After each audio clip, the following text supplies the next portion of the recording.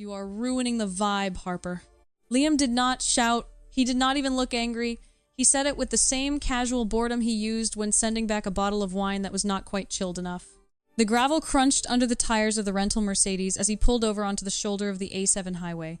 The French sun was blinding, baking the asphalt until the air shimmered with heat. "Get out," he said. I looked at him, waiting for the punchline. "Liam, we are 40 miles from the hotel." "I know," he replied, unlocking the passenger door. "Maybe the walk will help you fix your attitude. I will see you when I see you." I stepped out. Before I could even close the door, the engine roared. He did not look back. I watched the silver car shrink into a glittering speck on the horizon, leaving me with nothing but the dust settling on my sandals. No phone, no wallet, and a silence so loud it rang in my ears. Before we see how Harper survives the impossible, drop a comment and let me know where you are listening from and what time it is for you right now. I would love to know who is part of our community. I walked for an hour and 12 minutes.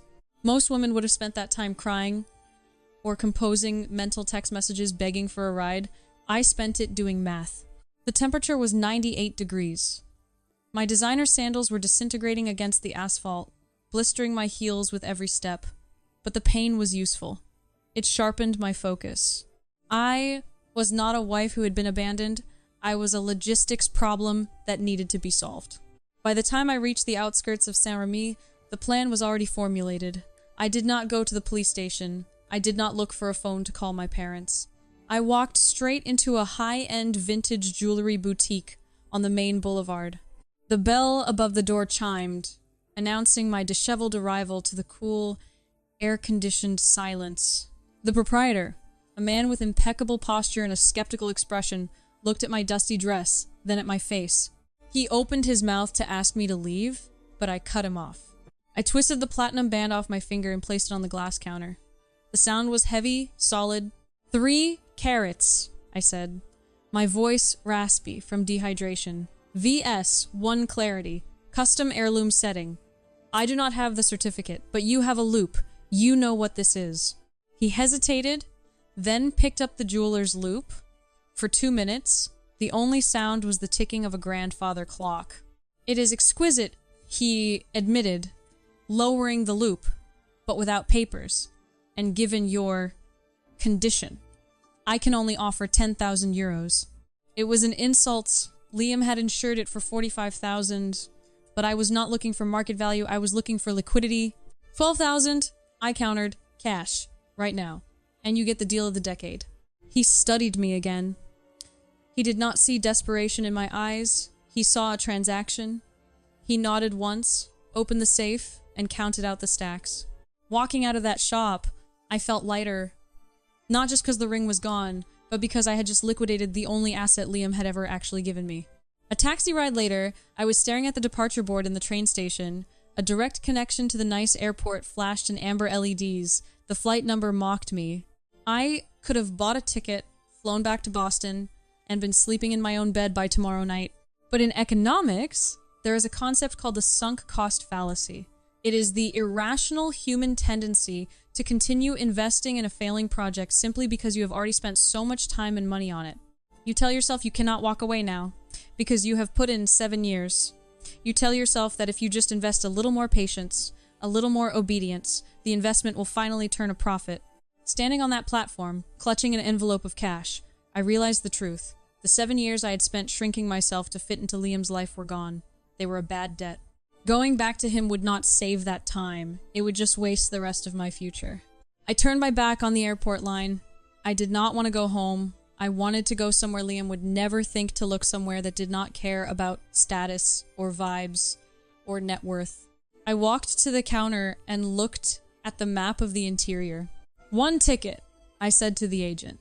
"Inland, as far as this train goes." The train spat me out at a station that was little more than a concrete slab in the middle of a lavender field that had long since turned brown. I walked the final 2 miles to the address I had seen on a faded hiring poster at the station. Domaine de la Croix. From the road, it looked less like the romantic French vineyards you see on wine bottles and more like a graveyard. The vines were gnarled and dusty, stretching out in rows that looked thirsty and neglected. The farmhouse was built of pale stone that seemed to be crumbling back into the earth. It was quiet, Not the peaceful quiet of a spa, but the heavy, suffocating quiet of something waiting to die. I found the owners in the barn repairing a tractor that looked like it belonged in a museum. Claude was 72, though he moved with the stiffness of a man of 90. His wife, Juliette, was small and sharp, like a piece of wire that could cut you if you held it wrong.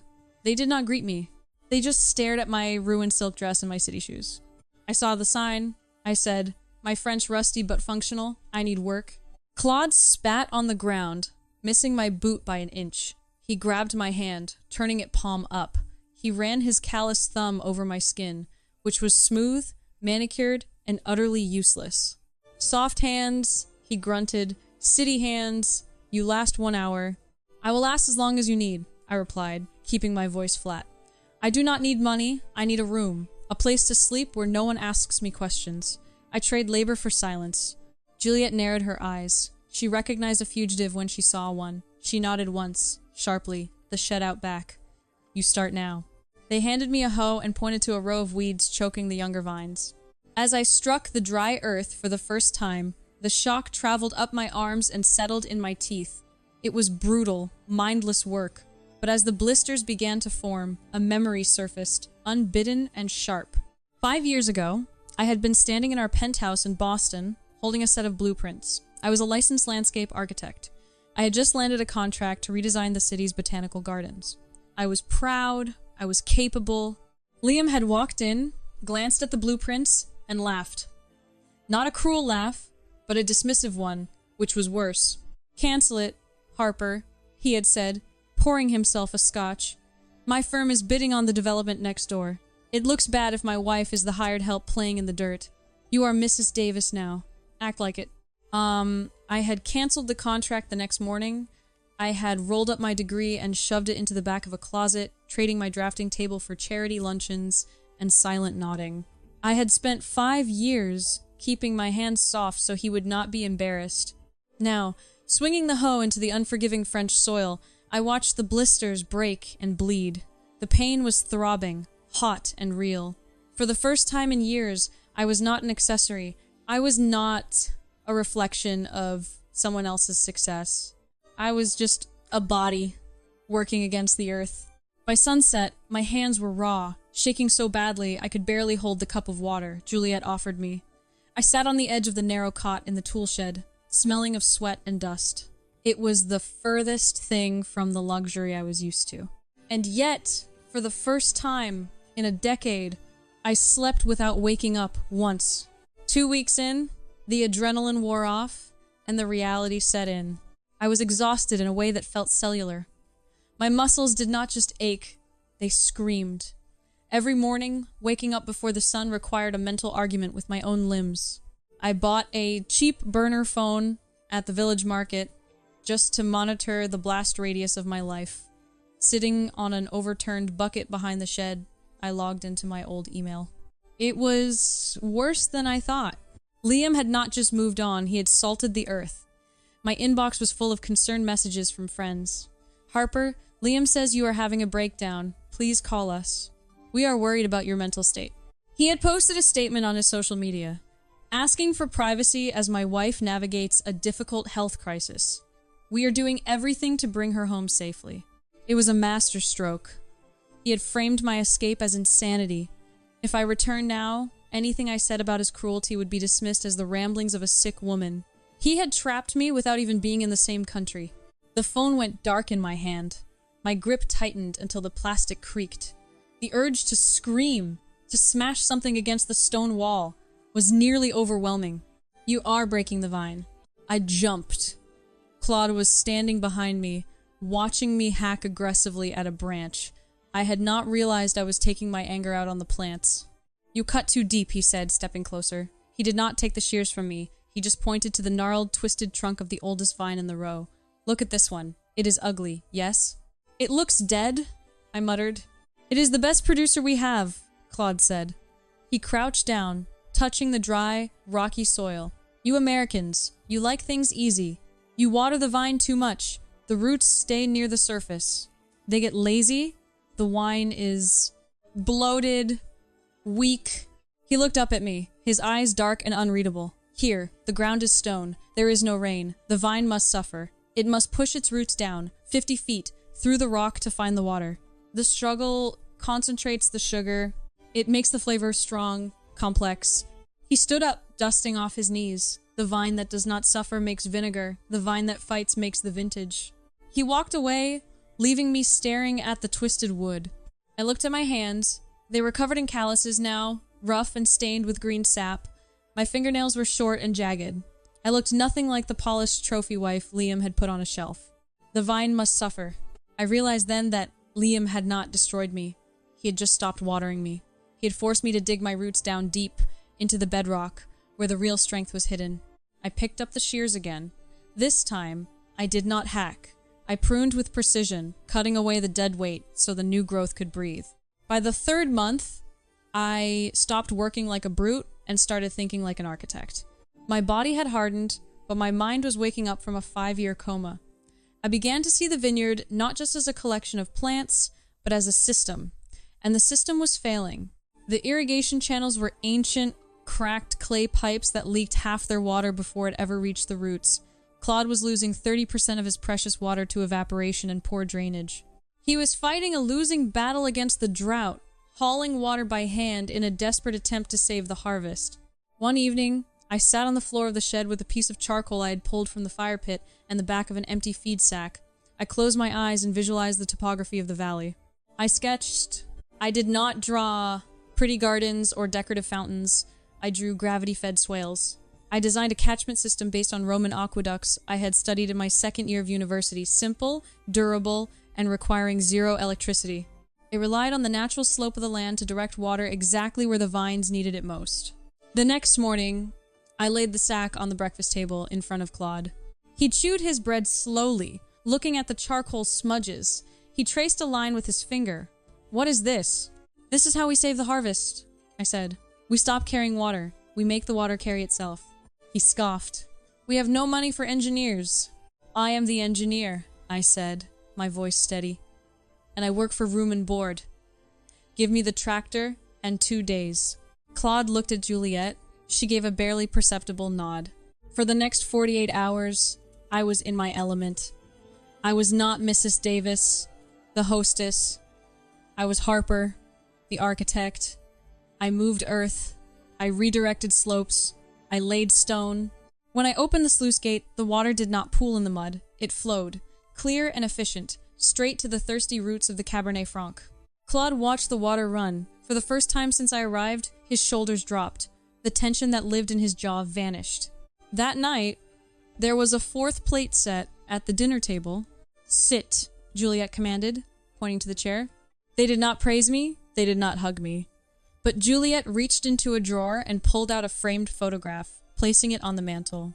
It was a young woman with Claude's eyes, looking bored and irritated, standing in front of the Eiffel Tower. "Elise," Juliet said, her voice tight. "She hates the soil. She lives in Paris. Says the farm is dirty." She looked at me and my dirt-stained shirt and my scarred hands. She pushed the bowl of stew toward me. "Eat," she said. "You work hard. You need strength." I took a bite, warmth spreading through my chest that had nothing to do with the food. I realized I was not just a laborer anymore. I had filled a space that had been empty for a long time. I was not the daughter who left. I was the one who stayed. 6 months later, the harvest was in the barrels, and the air had turned crisp with autumn. The vineyard was no longer dying. It was breathing. I sat at the heavy oak desk in the study, organizing the farm's correspondence. Claude hated paperwork, so I had taken over the administration.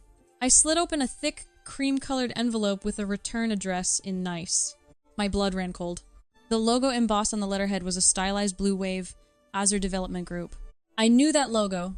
I had chosen the Pantone shade for it myself, 3 years ago, sitting in Liam's office while he bragged about his future European expansion. My hands shook as I unfolded the document. It was a purchase offer. A hostile one. The sum was insulting, barely enough to cover the debts, but the threat was clear. Sell now, or we will petition the zoning board to reclassify the valley for commercial use. I read the project summary attached to the back. The Riviera Highlands Resort, a luxury golf course and spa complex. I looked at the site map. The 18th hole was right where Claude's bedroom stood. The clubhouse was on top of the ancient vines I had spent months pruning. The realization hit me like a physical blow. Liam had not abandoned me on that highway by random chance. He had not just been in a bad mood. He had been scouting. He had been in this specific valley, on that specific road, to look at this property. He had dumped me on the side of the road like trash, right in the middle of the demolition zone he was planning to build. He thought he had left me in the middle of nowhere, but he had actually left me at ground zero of his next conquest. I stared at the paper. The old Harper would have panicked. She would have called him, begging him to spare the farm. But I was not Harper Davis anymore. I was the architect of this valley's resurrection. I went to the bookshelf and pulled down the heavy volume on French agricultural law. I knew Liam's playbook. He relied on speed and ignorance. He assumed these old farmers would not know the value of their land or the intricacies of zoning laws. He assumed they would take the cash and run. He did not know I was here. I stayed up all night. I did not sleep. I drafted a counter-application. Not a sale, but a shield. I utilized a clause in the regional code regarding historical preservation. I filed a petition for appellation d'origine, contrôlé status A, O, C. It is the highest level of protection in French winemaking. If granted, it designates the land as a protected cultural heritage site. You cannot build a golf course on an A, O, C vineyard. You cannot even build a shed without government approval. At dawn, I drove the tractor to the mayor's office in the village. I waited on the steps until the clerk arrived. "I need to file this immediately," I told her, slamming the thick stack of documents onto the counter. "And I need it stamped before noon." She looked at the paperwork, then at my determined face. She stamped it. The ink was still wet when I walked out into the sunlight. Liam was coming to buy a farm. I had just turned it into a fortress. The silver sedan crunched up the gravel driveway at exactly 2 in the afternoon. I was waiting on the terrace, flanked by Claude and Juliet. I was not hiding. I was standing in plain sight, wearing my work boots, my denim stained with the purple blood of the grapes, my hair pulled back in a severe knot. Liam stepped out of the car. He looked immaculate in a linen suit that probably cost more than this farm made in a year. He adjusted his sunglasses, scanning the property with a proprietary air. When his eyes landed on me, he paused. He expected to find a broken bird, skinny and desperate, ready to be rescued from the mud. Instead, he found a woman who looked like she had grown out of the earth itself. "Harper," he said, walking toward us with that practiced, easy smile. "My God, look at you. You really committed to the bit, did you not?" He stopped at the foot of the terrace stairs. He did not come up. "I have come to take you home," he continued, his voice dripping with performative benevolence. "I know things got intense. I should not have left you. But I am willing to put it behind us. I have arranged a PR strategy to explain your absence. A quiet retreat. Wellness. We can fix this." He reached a hand out. "I forgive you, Harper, for running away. I did not move. I did not blink." "You do not forgive me, Liam," I said. My voice was calm, carrying easily in the still air. "And you are not here because you miss your wife." "Of course I do," he said, stepping closer, his smile tightening. "Do not be difficult. You are here because Azure Development is closing on the purchase of this valley on Friday," I said. "And you know these owners will not sell to a corporation. You need a friendly face to broker the deal. You need me to convince them to sign." His smile vanished. "That is business. This is personal. I love you, Harper. We are a team." "It is called hoovering," I interrupted. He blinked. "What?" "It is a psychological term," I explained, as if teaching a slow child, named after the vacuum cleaner. "It is what a narcissist does when they lose control of their victim. You try to suck them back in. Not because you love them, but because you need to use them again. You are not here to save me, Liam. You are here because the appliance in your kitchen stopped working, and you want to plug it back in." His face flushed a dark, ugly red. The mask of the concerned husband slipped, revealing the predator underneath. "Fine," he snapped. "You want to play hardball? Look at this place. It is a ruin. These people are destitute. I am offering them a lifeline. And you? You are legally my wife. You belong in Boston, not playing peasant in the dirt?" "I do not think so," I said. I reached into the pocket of my apron and pulled out 2 envelopes. I walked down the stairs and pressed them against his chest. "Envelope 1, I said. Divorce papers. Filed here in France, under abandonment clauses. I have relinquished all claims to your money. I do not want a cent. He grabbed them, looking confused. You are walking away from millions? Envelope 2. I continued, ignoring him. A certified copy of the decree issued this morning by the Ministry of Agriculture. He tore it open. His eyes scanned the document, widening as he reached the bottom. What is this? He whispered. Appellation d'origine contrôlée, I said. This vineyard is now a protected heritage site. No new construction, no commercial rezoning, no golf course, ever. I stepped back, watching the color drain from his face. You cannot buy this land, Liam, and you cannot buy me. For a moment, I thought he might lunge at me, his hands curled into fists, the veins in his neck bulging against his starch-stiff collar. He looked at the legal decree in his hand, then at the sprawling vines behind me, calculating the millions he had just lost. You have no idea what you have done, he spat, his voice trembling with impotent rage. You are rotting here, Harper. You are nobody. Before I could answer, a sound cut through the afternoon heat. Sharp, metallic, unmistakable. Click-clack. Liam froze. Behind me, Claude stood on the porch, his old double-barreled shotgun cracked open and snapped shut. He did not aim it. He did not have to. He just rested it in the crook of his arm, staring at Liam with the bored indifference of a man who had been dealing with pests for 50 years. Claude did not speak English, and Liam did not speak French, but the shotgun spoke a universal language. Liam looked at the gun, then at me. The arrogance evaporated, leaving only fear.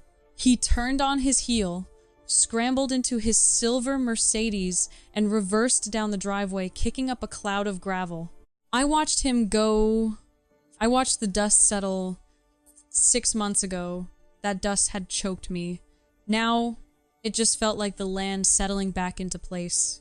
That evening, the three of us sat on the terrace as the sun dipped below the hills, painting the sky in bruises of purple and gold. Claude brought out a bottle with no label. It was the first pressing from the harvest I had saved. He poured 3 glasses. The liquid was dark, almost black in the twilight. To the architect, Juliet said, raising her glass. I took a sip. It did not taste like the smooth, forgettable wines Liam used to order at dinner parties. It tasted of black cherries, dry earth, and struggle. It had bitter notes, but the finish was sweet. It tasted like survival. Liam had told me I was ruining his vibe. He was right. I was building my own. If you believe the best revenge is building a life that belongs only to you, like this video and share it with a friend who needs a reminder of their own strength. Do not forget to subscribe.